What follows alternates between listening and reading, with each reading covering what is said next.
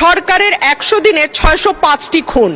আমি আশা করেছিলাম মাননীয় স্বরাষ্ট্রমন্ত্রী আজকে এখানে উপস্থিত থাকবেন, কিন্তু আমি সামনে তাকিয়ে দেখলাম মাননীয় স্বরাষ্ট্রমন্ত্রীর আসনটি খালি, অর্থাৎ তিনি উপস্থিত না। সময় ধর্ষণের শিকার হয়েছে ৭৮ থেকে ১০২ জন, গণধর্ষণের শিকার ৩০ থেকে ৩৬ এবং ধর্ষণের শিকার শিশুর সংখ্যা ৪৯ থেকে ৭১ জন।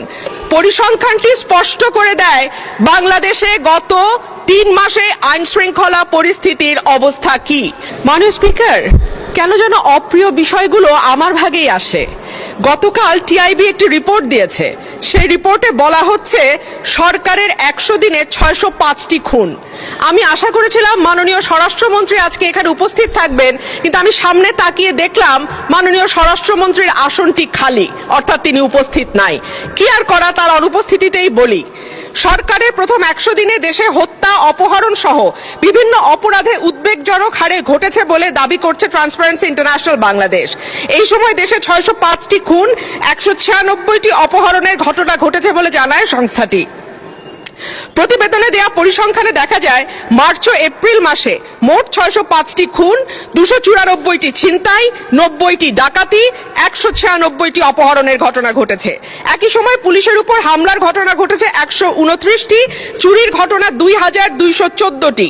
এছাড়া নারী ও শিশু নির্যাতনের ঘটনা ছিল ৩৪৯৬টি। আলোচিত সময় ধর্ষণের শিকার হয়েছে ৭৮ থেকে ১০২ জন, গণধর্ষণের শিকার ৩০ থেকে ৩৬ এবং ধর্ষণের শিকার শিশুর সংখ্যা ৪৯ থেকে ৭১ জন।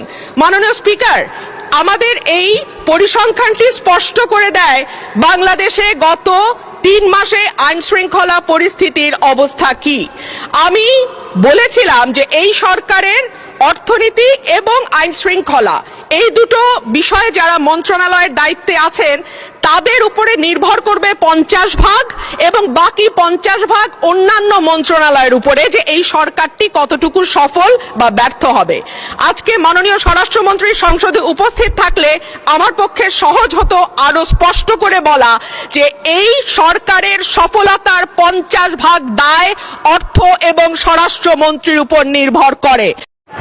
সরকারের আমলনামার কথা কি সুন্দরভাবে বললেন রুমিন ফারহানা।